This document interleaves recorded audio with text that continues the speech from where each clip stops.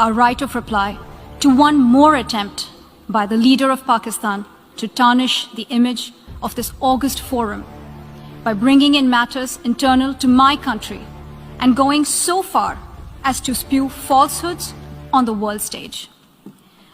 While such statements deserve our collective contempt and sympathy for the mindset of the person who utters falsehood repeatedly, I am taking the floor to set the record straight. Regrettably, this is not the first time the leader of Pakistan has misused platforms provided by the UN to propagate false and malicious propaganda against my country, and seeking in vain to divert the world's attention from the sad state of his country, where terrorists enjoy free pass while the lives of ordinary people, especially those belonging to the minority communities, are turned upside down. Mr. President, member states are aware that Pakistan has an established history and policy of harboring, aiding, and actively supporting terrorists. Such defense of terrorism is unacceptable in the modern world. We keep hearing that Pakistan is a victim of terrorism. This is the country which is an arsonist disguising itself as a firefighter. Pakistan nurtures terrorists in their backyard in the hope that they will only harm their neighbors. My delegation is exercising its right of reply in response to the statement made by the Indian representative. Jammu and Kashmir neither is a so-called integral part of India, nor is it India's internal matter.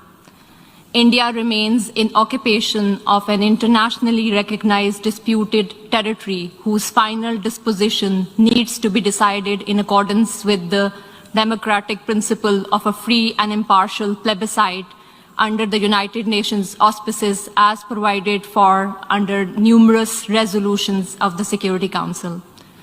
In order to divert attention from ever-increasing international condemnation of India's widespread and escalating human rights abuses in Indian illegally occupied Jammu and Kashmir, India continues to level baseless allegations and rely on outright lie and obfuscation.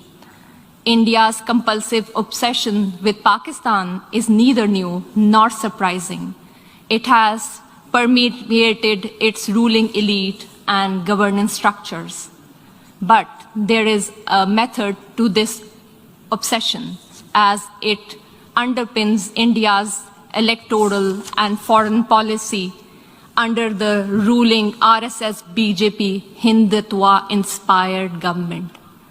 The EU Disinfo Lab has graphically revealed how India has deployed such tools of deflection, deception, and disinformation against my country, including at the United Nations.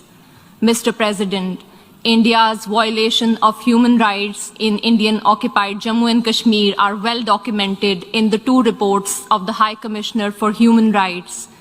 Since 5 August 2019, the High Commissioner has urged India to unlock the situation and fully restore the rights that are currently being denied to the people of the occupied territory.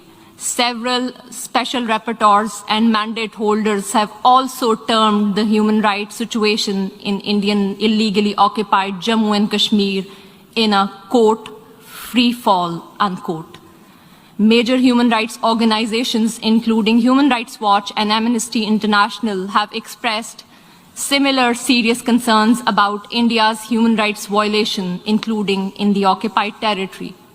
Not surprisingly, Indian authorities have failed to respond to any of these communications. In fact, a witch hunt has been launched against those who dare to report these crimes. Only last year, Amnesty International ceased work in India, citing constant harassment at the hands of the government.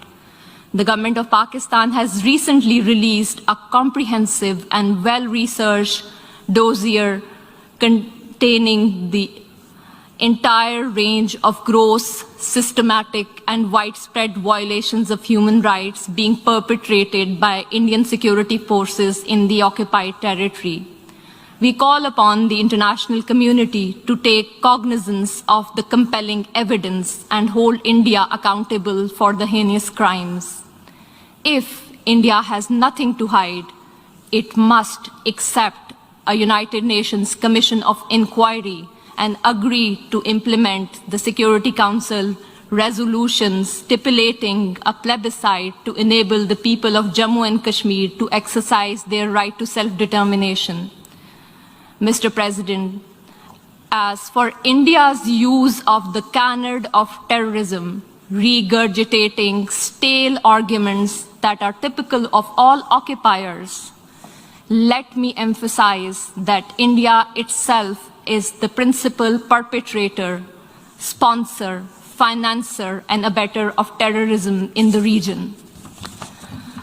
Today, India is involved in at least 4 different types of terrorism. First, India is resorting to state terrorism to suppress the people of Indian illegally occupied Jammu and Kashmir. Since 1989, Indian occupation forces have killed more than 96,000 Kashmiris, widowed around 23,000 women, and used rape as a weapon of war and orphaned more than 108,000 children.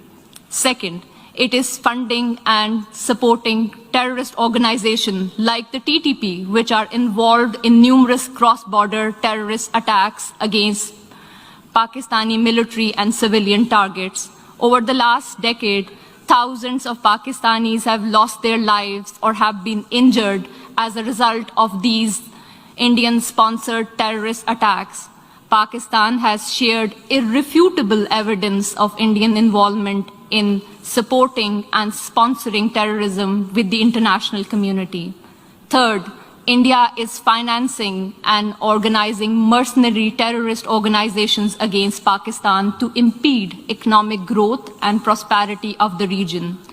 India's National Security Advisor, Mr. Ajit Dole, has publicly admitted supporting and financing of such mercenaries.